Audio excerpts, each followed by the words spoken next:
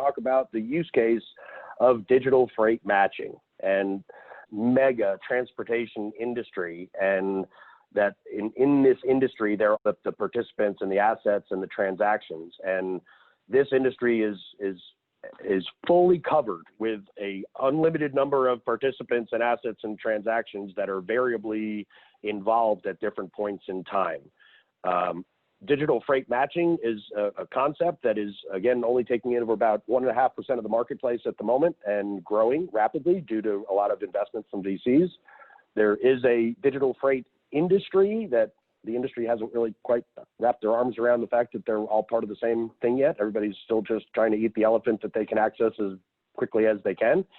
And there's a lot of freight. There's a lot of market penetration for the digital freight matching companies to be able to go after. So there's an example that we're going to talk about IMPs and other use cases related to interoperability. There is our technology and an example that shows the problems that we're solving with the way that we designed our system. And we're going to talk about how we look to be able to build that consensus and consortium within a blockchain environment. So to be able to do this, we got to talk first about what typically takes place. And there's a lot that takes place in a transaction. When you go to Walmart, you go buy something. If it's on the store, no problem. You grab it from the shelf, you go to the cash register and check out. But if the store is out of inventory, then that order from that store goes through to their supplier for their supplier to push a request for a sales order to be produced that's going to generate a pick of those inventory items and then a shipment that's going to move those goods to that customer. In the example that we have on the screen, we're looking at the manufacturers that have an order to go to the distributor. And in order to do the movement for that, they're going to reach out for some contracted carriers. And contracted carriers are the easiest ways to do business of moving your freight. You call the trucking company that you know, you've already got them in your system, they're already onboarded, they accept it, there's a rate, and the truck shows up. However, sometimes that doesn't work. The contracted provider who's supposed to have an asset that's available for you is unable to provide that for you. When that happens, the manufacturers then have to look into the marketplace and say, well, my core carriers can't do this, so now I got to start dialing for capacity. And it's not an easy thing to do. If you don't have an established relationship with a shipper or a carrier and you call them and say, I got this load to move, there's an entire onboarding process that needs to take place and an exchange of paperwork to validate that they're allowed to do business together. So instead of manufacturers going to the spot market directly, they typically try to go through an intermediary. And that intermediary is called a traditional broker. In that traditional broker environment, that broker is going to take the job of making the phone calls to the carriers and trying to identify somebody who's got the right type of trailer with the right type of truck to be able to deliver the freight from where it's supposed to begin to where it's supposed to go. And if they don't have the right licensing, you don't want them dispatched. If they don't have the right truck, you don't want them dispatched. So there's a matching process that needs to take place, and the broker is looking to collect those pieces of information so that they can reach out for and find a spot capacity to be able to fulfill that need. But the broker wants to get paid for their services, so they actually become the agent or the broker of the transaction, where they take an ownership of collecting money from the manufacturer and the obligation of paying the carrier that they brought on board to be able to move. A new version of this is the fact that there is these digital freight matching companies, where instead of using a phone call or a series of phone calls to carriers, they have built applications that are either mobile applications on a driver's phone, if it's an owner-operator, or platforms that enable a website for load entry. And if a shipper has a load, they can put it in. If a carrier has a capacity, they can put that in. And with both of those sides of the marketplace represented, these digital freight matching companies create an ecosystem. And their siloed ecosystem enables a balance of demand and capacity. So that's the marketplace that's taking place in each one of these manufacturers that's trying to be able to move freight to get to their customer. And from a shipper's perspective, all they really care about is getting the goods to their customer unharmed. They were sitting on their dock in perfect condition, And the only thing they expect the trucking company to do is pick it up from there and bring it to their customer and get paid a fair price. Yeah, so there are 4 milestones really in terms of getting goods from a shipper to a receiver. This is the first document. A company recognizes the need, selects a supplier, and then creates a purchase order. And it details out the product, how much they want to buy, pricing, and then sends it off to the selected supplier. It basically is a commercial document to request a purchase. The second milestone is the answer back to the purchaser from the seller. It's a sales order. It basically confirms the product, pricing, delivery details, and confirms that they were able to affect that supply. Once that's completed, a broker or multiple brokers are contacted by the shipper, basically to arrange shipment. They reach out to the carrier network, and once they confirm that a carrier is available, based on that agreement and an agreed upon price, a rate confirmation sheet is completed, a rate confirmation agreement, and that's what this is. And then lastly, the last milestone is the bill of lading. It's issued by the carrier to the shipper, and basically it's an acknowledgement that specific goods were received and are on board and are heading to a defined destination. And those documents can be prepared by the shipper or by the carrier, but it's truly the contract that is being engaged between the shipper passing the ownership of those items off to the carrier for their custody and control until they get a signature that is signing those goods clearly unloaded from their truck in pristine condition. And any exceptions that take place along these processes really creates havoc. It's just a nightmare. And the main reason for that is because everybody has their own reference number. The purchase order has a purchase order number, the sales order has a sales order number, the rate confirmation sheet has a pickup number on it, and the bill of lading has a bill of lading number. And all of those numbers and reference pieces are relevant for points of time during the transaction to different parties, but not necessarily to everybody at the same time. So full transparency is not necessary, but it's helpful to be able to extract the data from each of these documents that is categorized into the areas that they're most useful. So you've got this area called master data, where we've got things like addresses and purchasing agreements and FOB points that have taken place inside of it. And then there is a part of this that's called transaction data.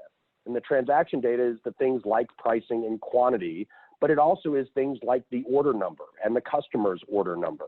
And extracting those order numbers from this transaction as the unique identifiers enable some of the future things that we're going to show you in the next couple of slides. But it's important to be able to understand that the data is hidden through these transactions. So we've got a little visualization here that kind of shows what this looks like. And the first step of this is that the customer has their demand.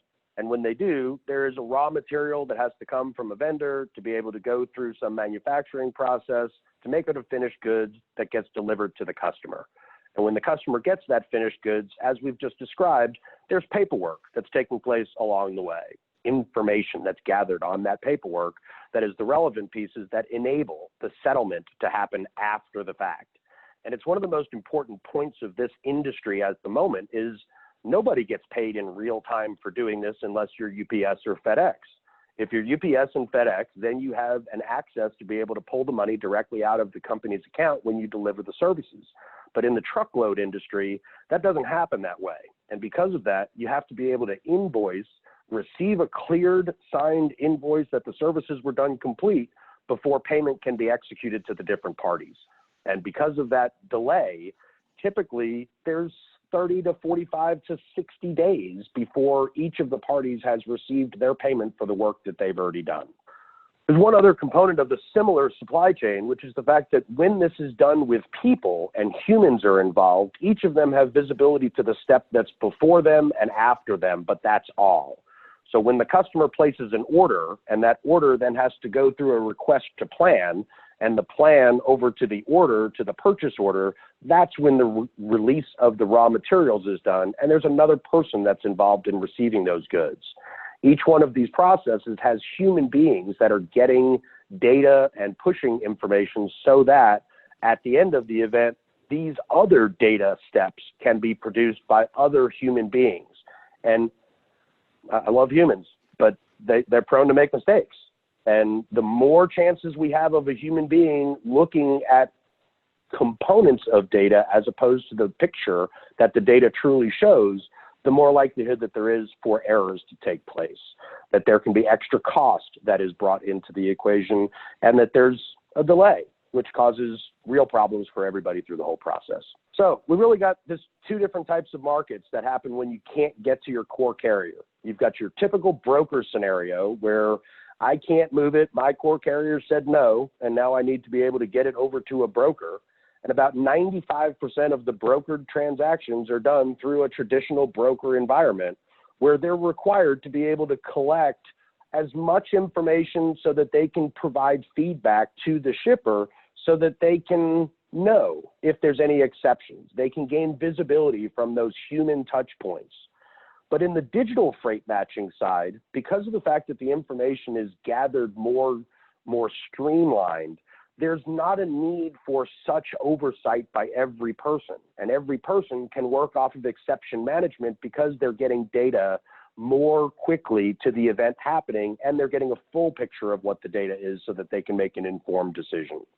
What is digital freight matching? Mike, want to take this on? Absolutely. Thank you, Michael, for the transition. So this slide is simply depicting what DFM is, and Michael's gone through the conversation piece around explaining how the process works holistically. These points go into a little more detail. So the technology connects shippers to the closest available driver, tractor, trailer that best matches their needs. We've heard about the Uber process, and obviously this is something similar to that as well from a freight and a trucking standpoint. Mobile connectivity enables end-to-end shipment visibility with detailed real-time feedback on the status of the shipment. That is one of the value propositions associated with moving to a DFM or digital freight matching visibility component versus the traditional brokerage process, having that real-time data, the real-time feedback. And then obviously, as Michael's referenced before, this was ignited when the company I used to work for purchased Cali Logistics for $1.8 billion. And ultimately, that was designed, as Michael referenced, to enhance the capacity capability within the movement of the goods for UPS within their truckload process in order to support front-end and back-end moves and help with their revenue generation, cost modeling, and capacity management. So DFM and the digital freight matching process certainly is a way that we believe to move forward. And I think as we move again in this dialogue, our intent is to enhance the adoption rate from a DFM standpoint within the industry. Yeah, it's a really good point, Mike. I mean, right now we've got such small adoption on the grand scheme of things. It's an $800 billion industry that there's, what, $11, $12 billion that's running through digital freight matching providers. It's expected to grow on its natural course of penetration into the market to be at 7% by 2025. And that would make this a really big $54 billion marketplace of being able to digitally match freight. But the belief here is that through some really smart ways of working together, we can make better options for shippers to be able to choose from. And I'm going to transition here into this video that's on the screen. This is a personal friend of mine for 25 years. And this guy is my buddy that I play pool with, but he's got a background with Bell South and AT&T. And we're going to take a few minutes to be able to go through a scenario. And I'll just set it up with when I was meeting with my team and everybody was all pulled together, we were talking about how this system would come together and what's involved. And there was just this moment that I was able to call my buddy Bruce and say, hey, can you talk to us for a few minutes about how this works with a big giant like AT&T and Bell South? It sure sounds really similar to the experience that you guys have gone through there. So this is the video, if you wouldn't mind playing it. DFM, and it's digital freight matching. So got it. Okay. Digital freight matching is like Uber, but for trucking. So when they have a load to move someplace, they're looking for a driver, there's a platform that they can go to be able to put their load in and get it so that they match to a closed truck. A similar, maybe a parallel analogy and that would be the internet, and the fact that, you know, in the 50s and 60s, we had computing technology. We had mainframe computers that were never designed to interoperate. The large computers were designed for a single purpose: banking, transportation, like airline reservation systems. At some point, if you wanted to, again, they were never designed to interoperate. There was no need for a banking mainframe to communicate with a transportation mainframe, reservation system mainframe like Delta. Actually, it didn't come from the university system. It came from the Department of Defense that was a little bit concerned that the telephone network had single points of failure. Being a circuit switch network, you had a single dedicated circuit between two connection points. And should that circuit be disconnected in any way, telephone pole goes down, cable gets cut, that network is dissolved. That connection is interrupted. So we need a network that can survive any failure of a single point of connection. So they wanted a packet switch network. So they wanted to actually interconnect, to develop a network that would survive an interruption, which is what came out of that was the packet switch network.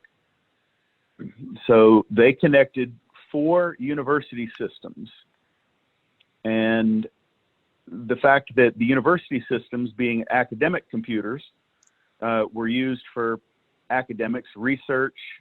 Universities had pretty robust mainframe systems. So the idea was, can we connect those mainframe systems with one another for the purpose of sharing information? The problem was each of those computers was designed individually with their own operating system, with their own networking protocols to connect it with individual terminals that were connecting to the mainframes. So what they had to do was define a canonical form, a common format for data to be transmitted. Well, rather than redesign the mainframe, they created a completely separate computer whose sole purpose was to transfer or to translate the information from that mainframe computer into a common format, one that could transmit from one computer to another. So these smaller computers that sat in front of the mainframe computers were known as IMPs, interface message processors. And so these would define that common format for the transmission of data. So now, if I had 2 different systems, I would have to create one common format. If I had 3 different systems, System A, System B, System C, I would have to create a transmission protocol between A and B, between B and C, and between C and A. So I have to have 3 separate translation protocols. Well, it doesn't progress in a linear fashion from there. If I add a fourth, A, B, C, D, now I have to have A to B, B to C, C to D, D to A, C to A to C, or B to C, B to D. Yeah, so I need 6. Well, if you add a 5th, now you need 10. There's a formula for it. N times N minus 1 over 2. N being the number of systems, N minus 1 being the fact that I don't have to communicate with myself. So, and that because A to B doesn't need a separate translation from B to A. So A to B works to translate. So everything's divided by 2. So anyway, so for 4 systems, you have 4 times 3. or 12 divided by 2, or 6. Now you got 5 systems, 5 times 4, 20 divided by 2, 10. You add a 6, you have 15. So if you've got, imagine 100 different computers, 100 times 99, now you have 4,500 separate translation programs. It's untenable. I mean, it's just unworkable. So the idea of creating an IMP meant that you only had to translate into that common format. So now it's a one-to-one. If you have 100 systems, you only need 100 translation programs just to get that system to connect to the canonical or common format. Therein lied the challenge. So this company developed IMPs to sit in front of the mainframe computers, and that was the start, the birth of an inter-networking protocol, internet protocol, or what we now know as the internet. And that's all evolved to be the TCP/IP, Internet Protocol Transmission Control Protocols that we all know and love, or we love but we don't know. Recently retired after 30 years with Bell South AT&T.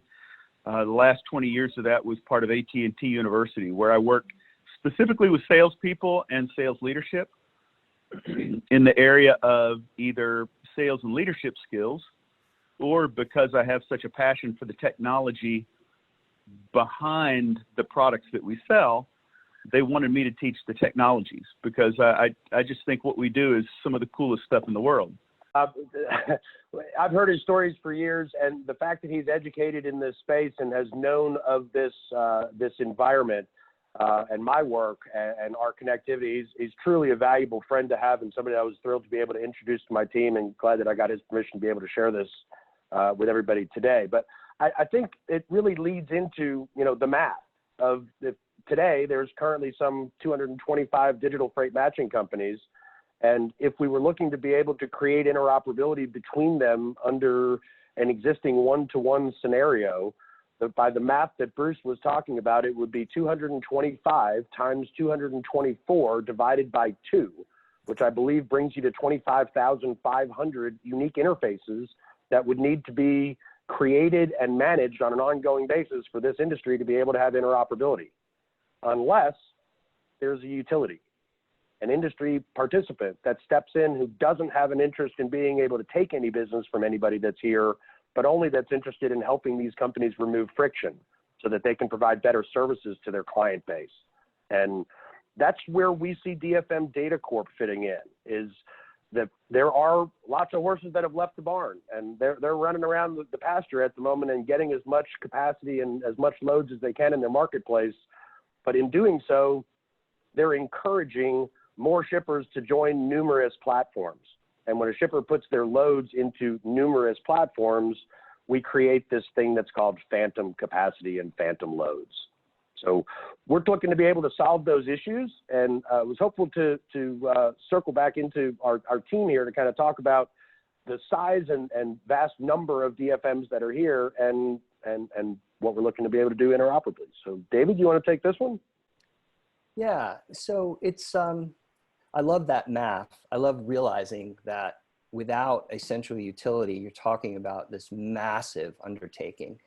And what we're going to walk you through in this use case shows the extreme simplicity that's the alternative to that. It's really exciting. So when we're talking about interoperability for this particular industry, unlike the internet case, which opened up a whole world of, you know, internet commerce and all kinds of potentials that weren't foreseen. It was just known, hey, we have to connect these computers and be able to send stuff back and forth and talk to each other. And there's this thing Michael just mentioned, data, which we're going to digress in a minute and describe to you, but it needs to be purged. And it is around each of the marketplaces that each of these DFMs operate, and they need to be able to communicate with each other, identify that phantom data. We'll talk about it. Then interoperability creates this new commerce opportunity, the potential that two DFMs can offer up their excess or idle capacity. So if they have shipments that are waiting to go, and they haven't found any trucks to match them with. They can offer up those shipments to neighboring DFM marketplaces and say, hey, can you potentially do this match? Somebody else had offered up this idle or excess capacity. Now suddenly you have this other layer of connectivity that's enabling actual commerce that today cannot happen, or would have to happen in the old-fashioned way, phones and calls. This way, it's instantaneous decisions, and the customer experience is dramatically improved. There's so many fewer incidents where a DFM would have to say no, or this is going to delay. They can, if they see the delay in front of them, they can reach out and find somebody to co-broker. And so this concept of co-brokering is what this enables. If two different DFMs agree, they can co-broker transaction and decrease that incidence to make a customer wait or say no. And to Michael's point, you know, at the very core of this is just this very, very simple idea of a neutral utility. And by utility, like the way we're using the word, it's two things. It's the utility that's a function, you know, just like a computer function that's happening that enables these connections and communications. But it's also the utility, like we think about the power company or the phone company. It's a party that sits at the center of this commerce activity, of this ecosystem, and enables things that are otherwise not possible, like when we were just talking about in the video, talking about the idea of telephone poles coming down and suddenly the network is down. It enables things that are not possible today. So David, I want to pause here for a second and give our IBM and NASDAQ friends a few minutes to be able to kind of comment on the potential of the marketplace of what we've kind of described to this point before we jump into the next slide of the phantom data piece. Absolutely. Well, Heather, you want to lead us off? yeah, I can.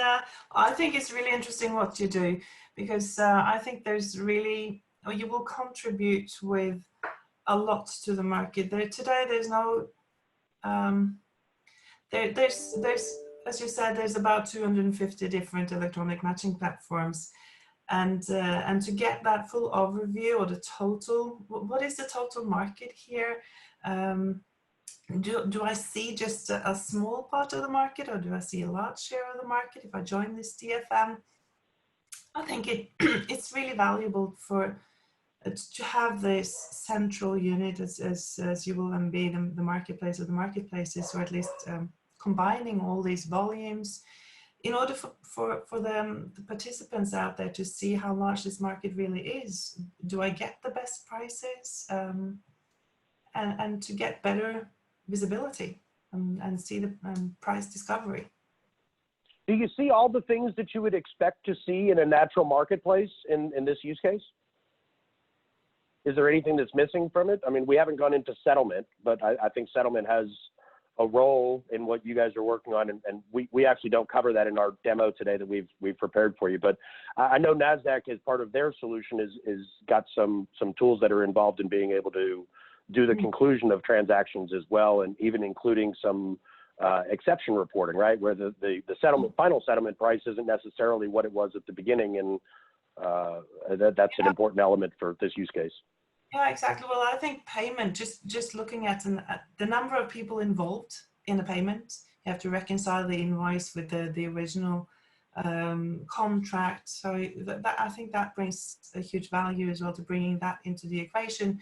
And you could also have risk mechanisms in place. So if you trade in a marketplace, you can have these, you know, if you have money on the account, you can put a deposit or post deposits. So you could trade for whatever money you have on your account to make it's yeah, counterparty risk issue is a big problem out there.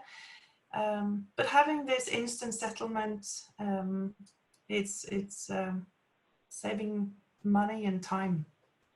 Yeah, you could even imagine in some cases, Hene, where a driver was dispatched to be able to go pick something up. A carrier has got the company and the authority for him to be able to operate under, but they don't want to be out of pocket for the fuel costs of being able to deploy the truck. So you could have the $1,200 for the total shipment in an escrow account, have $300 allocated for pickup for him to be able to fuel his truck, 150 allocated for the 2 nights at a hotel that he needs to be able to get, and nobody's out of pocket. It's just that we've micro paid the transactions, but that can only happen if you've got the data of the events taking place during the transit time. And current communications that take place, the current standards of communication like EDI, they'll identify status updates, but the detail of what's inside of it and the formatting of those files is not standardized. And because of that, it's difficult for the companies to be able to interoperate with it. Thanks for your input, Hannah. Kirk, you want to add something? Oh, so I'm sorry. Go ahead, Hannah. No, just one other thing you can add into it, and that's the clearing part or the clearing element. And clearing is all about netting. So you could have all these payments netted, contracts netted. So you take the exposure down on both, on your capital. Absolutely. Thank you. Kirk, you want to jump in here? Yeah, I mean, first things first, I want to give an acknowledgement.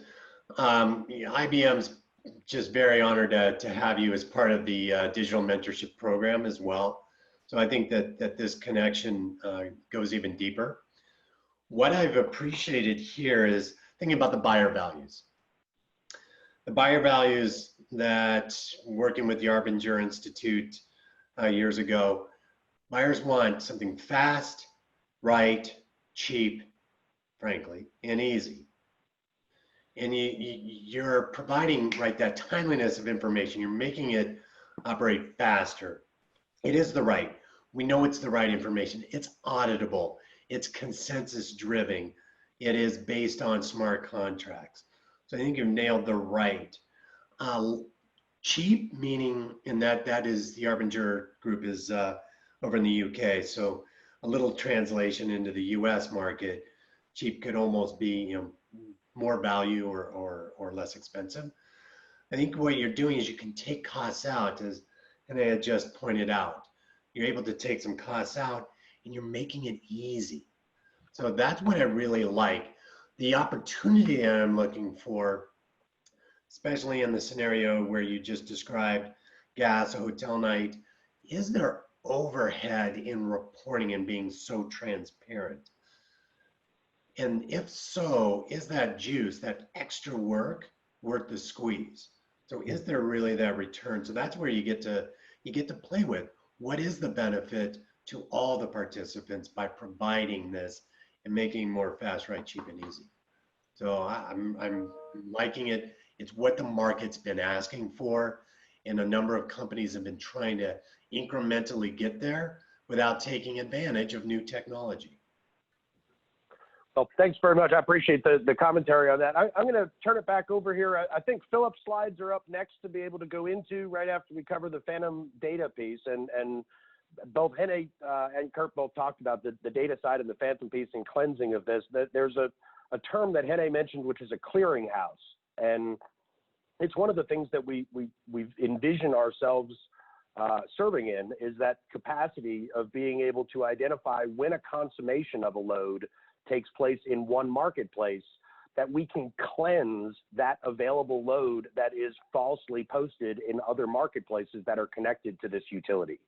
So our objective with the addressing of the phantom data piece is to recognize that the digital freight matching companies are really the only ones that are collecting the data in a digitized form at consummation.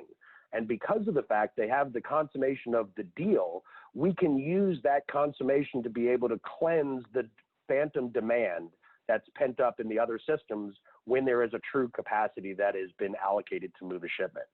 So there's a tricky step that's in here that Philip will cover in his presentation. But when I order a truck to be able to show up, that doesn't mean that he's going to show up with the right piece of equipment to be able to move my load. So just because I called and ordered a truck and they dispatched somebody to come, he's not my driver yet until I've inspected the vehicle and it's capable of being able to be loaded with my goods and deliver it to my customer. So in our marketplace, we have the ability to be able to work with the digital freight matching providers to be able to enable their platforms to remove this friction. Michael, I want to add that the nature of this phantom data is a cultural thing. There's even a colloquial term for it out there called post and pray. So the idea being that you have shippers or carriers. You know, a lot of these trucking companies are one, it's just a guy with a truck, or they have, you know, a little trucking firm and they have 3 to 10 trucks, and they have signed up for these various DFMs and they have an app. So they're thinking, I have to get this truck loaded fast as possible, and I need to find the nearest possible load. I don't want to drive any further than I have to get that load. So they post that capacity on as many of those networks that will let them, many of those places that will let them. So what this phantom data actually is when somebody does in fact give them that load, now all those other marketplaces still show that they have availability. So they have no incentive to go back and take it off of the other ones because they're already driving. None. That's right. None. They're already leaving. They got their truck loaded. They're good to go. But they don't realize the collateral damage. They couldn't do it if they wanted to clear it out of there. Mm-hmm. That's right. And they couldn't clear it if they wanted to. There's no mechanism in place. They can't go back through their app on all these other 9 things. They're actually now driving to the next location to pick up that load. So, so it's a big idea, but the data shows that some of these networks on any given day may show up to 60% of what they think is real capacity is in fact this phantom capacity. And it really is slowing them down and causing them to miss the potential of truly automated matches the majority of the time that don't require this human intervention. But without that, the phantom data causes more intervention than is required, given that you actually have all this data. So our use case is actually focused on the clearing out of this phantom data as just such a fundamental step in interoperability for digital freight matching service providers.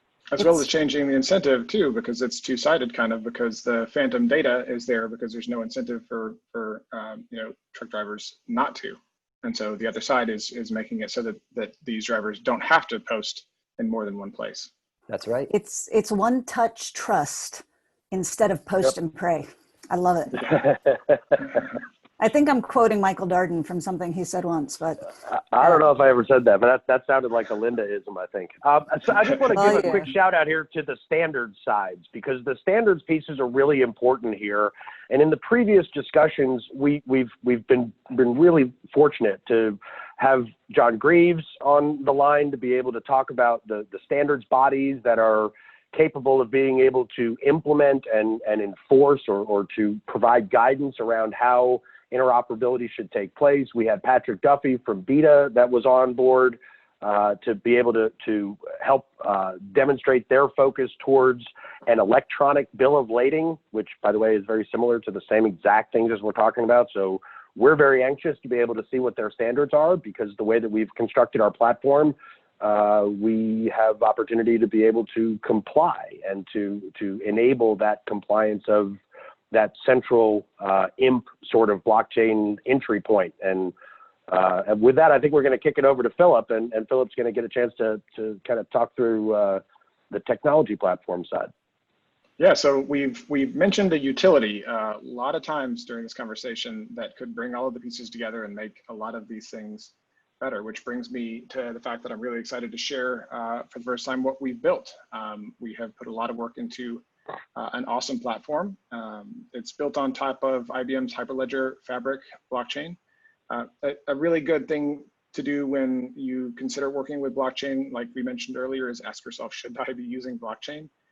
And the answer here is definitely yes, because it's very clear. We have a lot of different parties that don't want to rely on a central third party, and it fits perfectly. We want to be real careful not to expose you know, private data to other parties who shouldn't be privy to that information.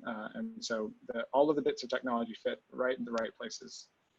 So we're looking again at all the docs, and this just kind of helps to illustrate that there's a whole lot of information flowing through these systems, and you can't see it, but there's an order number on here somewhere. I believe it's 4444. So just keep that in mind for later in the demo when we're running through things. So we talked about standards, and these numbers that you see here basically identify the steps in the shipment process for all shipments, and that applies to all DFMs, of course, as well. And so this is pulled straight out of you know, Michael's patent, and identifies each one of the steps. So starting at the top, the shipper wants to ship a load. It goes to the green box, which is number 20, this load tender. generally it would go to the right if things are going well, but sometimes if it's missing information, it would hop back a step and then get fixed and then go back to the right. So we move to 30, it's pre-booked, and then 40, it's booked. So pre-booked, you're fairly certain that your local platform has the capacity to fulfill the load. So you say that you're ready to take it. And then 40 is you've actually matched it with a truck and driver. 50 en route is it is left. En route arrived. Number 60 is it's at the destination. 70, it is delivered. That's when the shipment is actually delivered. And then 80 is invoicing. So there's a lot of steps that happen in between here. And we've got some really granular steps that we left out because we wouldn't want to bore you with all of the gory details quite yet. But it really captures the entire process very, very well and makes it easy to kind of visualize how it works and where it can go good and where it can go bad. And we talked earlier about the spots where a shipment can go bad, and you want to consider how those can happen and how they should be handled. Because the more we understand those, the better we can do at automating the process and removing the unneeded human touch from a lot of these choices where it's not added value, it just takes up more time. I just want to add one thing, so when Michael was just talking about standards, you had very briefly touched on the idea that these codes, these 2040 codes come out of the patent. And one of the things that DFM Data Corp is sort of like holding in the palm of our hands is the potential that the patent can be that template for how to create that common language for what do you call all these moments in the transaction. All these different DFMs, they have different codes for these things. They have different data tags for these things. And to come up with the common language for how do you say what each of these steps are, there's a potential to leverage the patent system. Exactly. The patent makes a fantastic reference. And so that takes us to the next slide, right? So we talked about a utility that kind of takes all of the different, the DFM's different data, because there's not really a standard yet, and converts that to a standardized format, whatever that is. So if you, to start from the left to the right on this diagram, on the left side, you have the shipper, carrier, driver, truck, and the receiver. So I guess a good way to illustrate this is I'll walk through the process of purging phantom data and how that might work on this platform. So a shipper decides that they want to ship a load. They want to make sure that it gets picked up, so they push it to 2 or more DFMs. That load is sitting on one of the DFMs, and it gets picked up. They match it with capacity. The other DFM, however, still has that load posted and doesn't know that it's already on its way. And so it'd be a huge waste of their time to go after trying to match it and handle that for them. But what if we had an added small utility here that was run by the DFM? This is called the DPS shipper. It's a data processor and shipper. It's a very small little utility which the DFM pushes their data to, and it standardizes the data and does 2 things. It pushes data out to the blockchain node, which the DFM also runs, and to a data ingestion service. The important part here to note is that once that data gets pushed to the blockchain node, DFM3 down here, once they got that load to ship from the shipper, would have subscribed to events about that load, because they want to know if someone else picks up that load before they match it. And so as soon as that load gets matched on DFM1, that message goes out and they get a notification sent to them from the blockchain. You can see how they're connecting to another node. This is just to illustrate that every DFM doesn't have to run their own blockchain node. It's good if they want to, but they don't have to. It can be a community of nodes run by anybody, which that's where the third party comes in to illustrate that the Blockchain Chamber of Commerce, for example, could run a node to help make a balanced ecosystem. And so another important piece to note is the anonymity of the data, which is the exact reason that we put the DPS shipper piece within the DFM's control. This piece of software is going to be open source so that it can be audited, and it will be run and controlled by the DFM so that they own the data, they own the application to run, to make sure that they know what's happening to the data.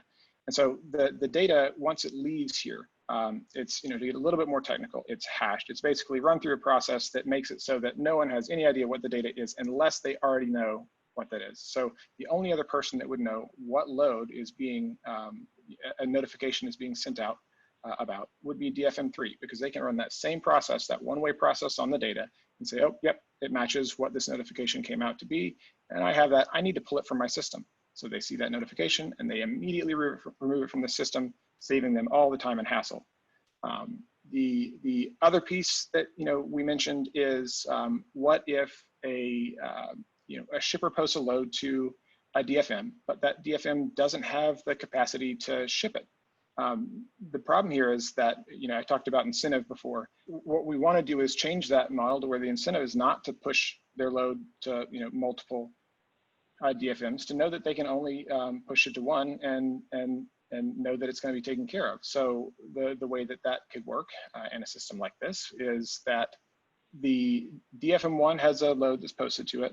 They're not able to handle the load. So what they do is they reach out to, they post a message to the data shipper, which instructs the blockchain node to notify everybody on the blockchain network that there's a load that needs to be moved. And it gives just enough data to know if another DFM could handle the load and provide the capacity to ship it. It doesn't give any personal or identifying information about the parties or anything beyond what's absolutely needed. That gives the ability for DFM3 to now say, oh, I have some extra trucks that we're not using right now. Let me accept this load. And so I can, DFM3 kind of lends a helping hand to DFM1 so that they kind of keep the stickiness of their customer. So the shipper now doesn't have to go to more than one DFM. They can just go to the one and know that their load will get picked up. They've already pre-selected the option to say, I am open to having my load picked up by other DFMs if capacity is not available on your platform. And it just makes their life easier. And that's the incentive I think that we need to remove, remove the phantom data problem in the first place. And so now the two get matched, and you'll see more detail in the demo in a moment, but the two get matched and notifications get filtered back through DFM1 to their shipper. So the shipper is happy, their load got moved, and they don't really have to worry about much else. These blockchain nodes, and big shout out to IBM and the Hyperledger team, they have done an awesome job at helping us get set up and going and learn the ins and outs of the Hyperledger platform. Which is fantastic.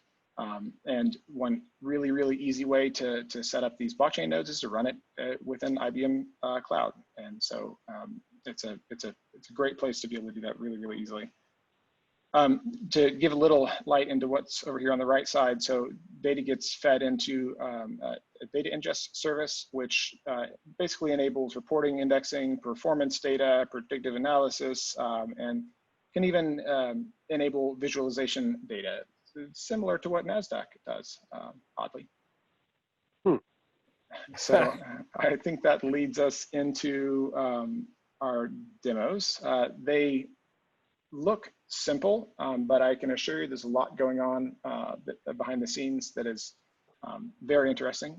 So the first one is going to be around phantom data purging. So here we have three windows. In the middle, we have our shipper. It's called Big Products.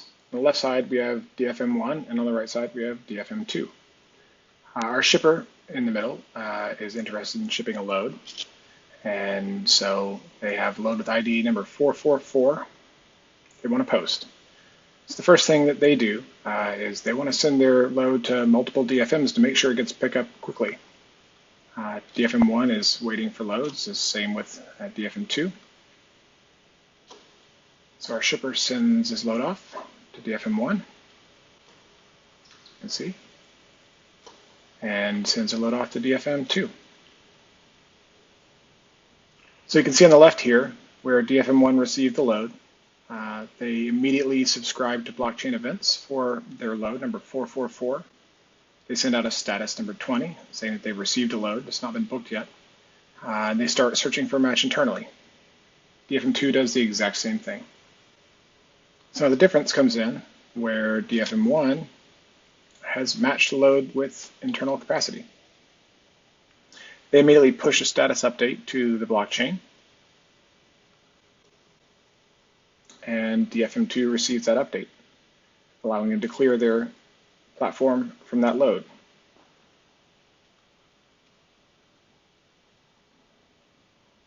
and our shipper receives a notice that their load's been matched, and they're good to go. So clearly there's a simple example of just two DFMs working on the one load, but the same cleansing capability can take place with the additional nodes that are connected to the blockchain too, correct, Philip? Absolutely, absolutely. And that's, as I stated, this is very simplified, so there's a lot going on behind the scenes. Here we're going to demo co-brokering of a load. So on the left side, you have DFM1. They've received a transport order number 4444 from shipper number 1, and unfortunately, they don't have the capacity to move this order. On the right side, we have DFM2, who apparently is open to competition. They are subscribing to requests from the blockchain from other connected DFMs to connect on co-brokering with loads. So we see now that the DFM2 on the right is listening to tender requests on the blockchain. And DFM1 on the left is going to submit an order, the order from their customer to the blockchain to connect with another DFM, hopefully, to fulfill their capacity. So they've sent the message to the blockchain. You can see the transaction ID here. And now they're waiting for the DFMs to offer up capacity. On the right side, DFM2 sees the message that the DFM1 sent out to the blockchain. So they've received that tender request from DFM1. And fortunately, they have a match for DFM1's tender request. So you can see how on the left, DFM1 is listening for tender offers from anyone that is a part of the blockchain that's willing to send out. So DFM2 on the right is now pushing an offer to the blockchain. And you can see it just went out with the transaction ID. And on the left, we see DFM1 has received the offer. From their perspective, it looks like everything is good to go, and so they want to accept the offer. So they are sending their final acceptance. And if we go back to the right with DFM2, we'll see that they're listening to tender accept, which is the final step. And they have received the confirmation. So now, on the left side, DFM1 would want to make sure to keep up to date with what's going on with that load. So they subscribe to updates for the load.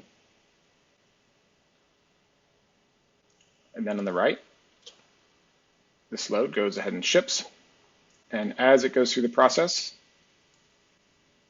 they send out updates to the blockchain with status codes to which the DFM1 on the left is subscribed. So I think one really important thing to note is how much it brings to our attention, how something, a utility like this or a platform like this could, create and encourage interoperability of DFMs. So, a lot of different parties that don't generally have the incentive to work together, it provides a lot of incentive to work together and mutual benefit for all. The functionality of the system is really done on the back end. There is a view side of this that is the visualization of the data, which is something that we intend as our DFM participants gaining that competitive advantage of seeing what the entire marketplace's information is in an anonymized state so that they can make better decisions. But our business model is really to be able to help engage with each of the digital freight matching environments where they can utilize the core principle of the digital freight matching patent or patent 777555518. I mean, it describes what is in red on this slide, which is that there is a master data component, that there are carriers, multiple shippers, and they are exchanging their loads for available capacity. And what we're looking to do is work with everyone who is currently trying to do this, because there is a benefit of being able to work together and share and cleanse this data so that we don't have these phantom loads and phantom capacities that our broker people are chasing every single day to be able to try to solve for when they can't be solved for. And it's become just a normal state of the industry. for what companies are looking to be able to deal with. And it gets frustrating when you've been chasing a load all day and then all of a sudden it's not there anymore and you don't know about it. And all the brokers out there have all tried to do that many times, but it doesn't have to be that way. And we can do this a lot better in the digital freight matching industry and enable our supply chains to be able to work more effectively by sharing the digitization information in the transaction. Anyway, long story short is, what we're looking to do is to be able to work with these providers. They've all been really visionary in identifying this need of organizing shippers who have common needs and carriers that have common needs and connecting those parties so that they can operate efficiently. There's a chance for us to be able to work together, and all we got to do is be able to engage, and we've tried to make that as simple as possible by adding, which is a page on our website that's called Getting Started. And the Getting Started page is literally just a engagement form where digital freight matching companies that have platforms, transportation management systems, transportation execution systems, whatever they want to call themselves, if they have multiple shippers, multiple carriers, private network, public network, login, credentialized to be able to access in a platform or using a mobile device, we want to talk to you. There's a good opportunity for us to be able to increase your throughput and reduce the amount of friction that exists in your marketplace. So it's been a real pleasure, Michael, to work with you, and thank you for the beautiful work that you've done in facilitating this educational opportunity this month for the community to be able to better understand the impact of blockchain in the supply chain verticals. So.